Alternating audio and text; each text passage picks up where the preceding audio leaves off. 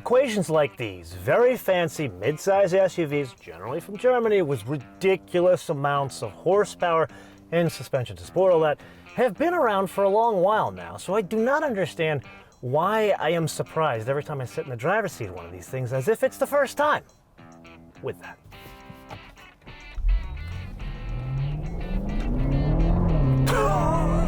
It's just... I'm sorry, but a 5,000, almost 400-pound vehicle should not accelerate like this, but it does, and it's glorious.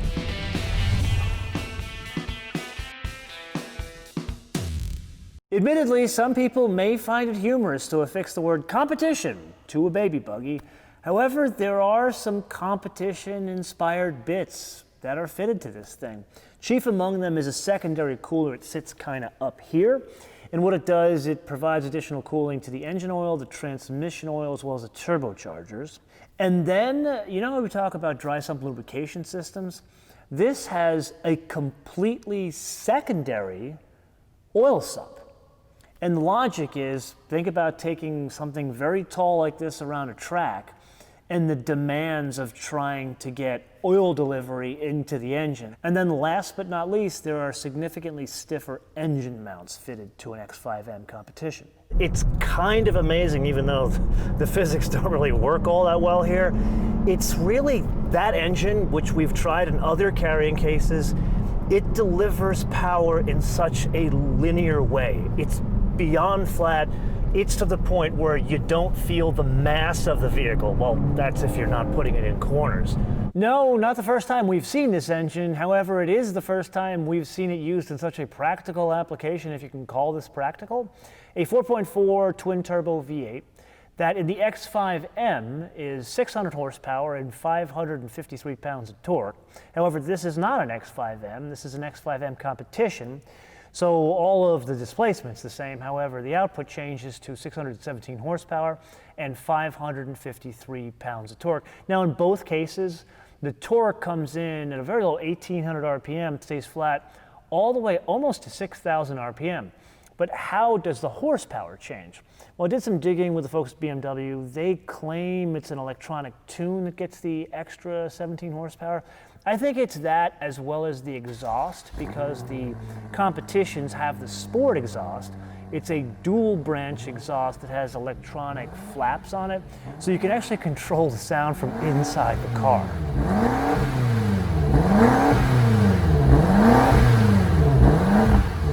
So I dug through a stack of books about this thick that accompany this thing, and I found something very similar to that M5 that we drove. Remember how we could completely switch off the front axle and make that a two-wheel drive vehicle? Here you can't quite do that, but you can at least minimize the torque going to the front axle. Now, it's kind of like reading hieroglyphics to get this thing to work. But first you need to switch off the DSC, so press and hold that, and the DSC is off. Then I go into the setup here, and it gives me a choice on the torque split of the M xDrive system. Right now it's in four-wheel drive, which is the usual setting. But this optimizes, four-wheel drive sport, optimizes more torque to the rear. So it's not a two-wheel drive vehicle, it's an approximation of a two-wheel drive vehicle. With that, let's try it. In playing with this switch for about a day now, I can't honestly tell you there's a huge difference in the performance of the vehicle or really the acceleration that I could notice. But what you do notice is a change in the feel of the steering. You feel more weight like you would in a four-wheel drive vehicle when there's more torque going to the front. The front end, it simply feels lighter, a bit more responsive when it's in four-wheel drive sport. Over the years, you and I have tried out many derivations of BMW brakes. There's the run-of-the-mill brakes, there's the M Sport brakes, and then there's the M GmbH brakes, which these are. Now, as a basis of comparison, let's look at the diameter of the rotors on an X5. So in a basic, like, six-cylinder X5, it would be 348 millimeter rotors in the front, 345 in the back. In like an M50i with M Sport brakes, it'd be 395 millimeters in the front, 370 in the back. But on this X5 M Competition, as well as the X5 M, it's 395 in the front and 380 in the back. Our standard brake test is a bit more important here, not just because of the mass. Yes, that will have an impact on it, but really what's important here is moving the center of gravity from here all the way to here in what's supposed to be a performance vehicle. That will have an impact on the braking, and probably will be painful for me. And brake. Oh, wow. There is a significant amount of control there. Let's try it one more time. A little higher speed, and brake. Oh, wow. The pedal feel is an M vehicle. Even though it's a practical M vehicle, the pedal feel feels like it came from any other M product. Yes, it is indeed that time again to play your favorite game of mine, the options game, with today's contestant. Arguably one of the most stunning BMW SUVs, or whatever they call these things, I have ever laid my eyes on. More on that in a moment. But first, the 2020 BMW X5 Competition for a manufacturer suggested retail price of $114,100. Now, as a basis of comparison, that is almost double what the entry-level six-cylinder X5 costs. To that, we add the reason why this is the most stunning BMW SUV I have ever seen. That is called Tanzanite Blue Zwei Metallic. It's not just Tanzanite Blue, but Tanzanite Blue Zwei Metallic. That adds $1,950. We've seen some expensive colors over the years, like that Grüne Hula, like 10 grand on that AMG GT. This, you need to see this color in person. It takes your breath away. To that, we add the ivory blue full merino leather, and once again, I have gone on and on about contrast, but the contrast works so well with this. Normally, I am not a white interior fan, but the white with the blue insets that pick up the Tanzanite Blue Zwei Metallic, Santa Maria Madre de Dios. Anyway, I digress. Driver's Assistance Pro package, which is the extended traffic jam assistant, and the active driving assistant pro, $1,700. The executive package, that's like the remote engine start, the soft closed doors, the heated seats front and back, that kind of stuff, $3,600. Then the M Competition package. Now, I should say as a basis of comparison, the X5 M without the competition is about $8,000 cheaper. So that's really what this competition package cost. And what's important here is, number one, the M Sport exhaust. Number two, the staggered wheels, the 21-inch in the front, 22 in the back, because on an X5M, it's 21-21. And then, two things that work with that Tanzanite blue.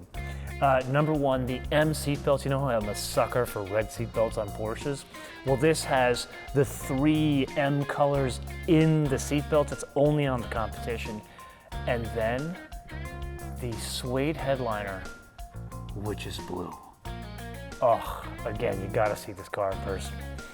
And then there's not many more options. An important one is the Bowers & Wilkins sound system, $3,400. If you're already spending 100 grand on a car, you might as well spend $3,000 for the proper stereo.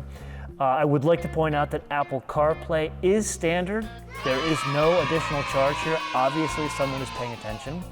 And then an incredibly important option, the M Drivers package. The only thing you need to know here is it raises the top speed from 155 miles an hour to 177 miles an hour. For that joy, $2,500. Then there's a destination charge, $995. It's only coming from South Carolina, for a total suggested retail price of $128,245. It may say M as well as competition on the back. However, we need to check in with something called reality, specifically 2 units of measure. The first, coefficient of drag, that's how efficiently it slices through the wind. As a basis of comparison, a sedan nowadays, without really even trying, 0.28. This with a higher center of gravity, 0.38. And then there's the mass. Depending on how you express your weights and measures, 2,461 kilos or 5,425 pounds. Now, to really counteract that, because it's a problem for what we're doing today, just canyon carving, and really would be a problem on a track, BMW has kind of blessed this with additional bracing, some of the most extensive I've seen in recent memory. So in the front, there is a brace from each shock tower to the firewall. Then there's a brace in front of that on top of the engine. You'd say it's lattice work, but it's oddly reminiscent of a Klingon bird of prey. And then underneath the engine, there's another brace, so 4 in total in the front. Moving to the rear of the vehicle, that makes the front look like child's play. And really what's going on there is a very large triangle, which starts from, say, the front of the back seat and goes all the way to the rear of the rear subframe assembly. And this very large triangle is made up of 7 individual braces. 7. Practical vehicles should not do what you are seeing right here, and that is a huge function of all that bracing we just discussed.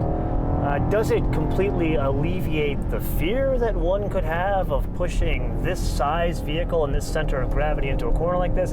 Not exactly. There is definitely some lean, but they do a good job controlling the pitch, and that's really what the focus is here. Now, what I find fascinating about that is it comes at the expense of, yes, a very stiff suspension, which I have no problem with. Anybody who would own something like this wouldn't have a problem with. However, it doesn't degrade the ride quality. That's what I find beyond fascinating. And that result is maintained whether you're in comfort or in sport. It's only the cornering abilities limits go higher when you get into sport, but you still maintain ride quality of a practical vehicle to the point where you could have your friends and neighbors who don't quite understand why you would have something like this, and they get into it like, oh, I kind of get it. It's a BMW SUV. No need to adjust your screen, and yes, not a BMW. However, it is one of 2 cars currently on offer with smart key technology. In this specific application, it uses a digital key about the size of a credit card, and it enables you to share your car without handing over your proximity key that's been ubiquitous for years. Now, I bring this up for a very specific reason. While I've been driving the X5 M, Apple had their first ever virtual worldwide developers conference, and they showed off some changes to Apple CarPlay. And by far the most interesting was the integration of smart key technology into CarPlay. So effectively, using your iPhone as the key to open and start your car. But in the demonstration, they went really beyond that. Now, take a wild guess what car manufacturer they demonstrated this with. Now, the first car they're going to have it on offer is the 2021 refreshed BMW 5 Series, and they showed a number of interesting permissions. So you can give people access just to the trunk, or just to the doors, or they can start it, and once they're driving it, you can set maximum speed and maximum volume. I gotta say, it would suck to be a teenager right now. And then on top of that, think about the scenario where your phone battery dies. Are you locked out of your car? In that case, they've done something interesting where they're managing battery conservation, where the phone will shut off, but still give you 5 hours access to drive your car with the iPhone smart key. Would you be so kind as to indulge me for a minute here? There's the downshift, and here's the sound. Oh, the sound. Now, this is a practical vehicle, at least that's what it's designed to be, and they shouldn't sound like that, and really, I have no idea who on God's green earth is the intended buyer of one of these things, but I could get used to that sound. Oh.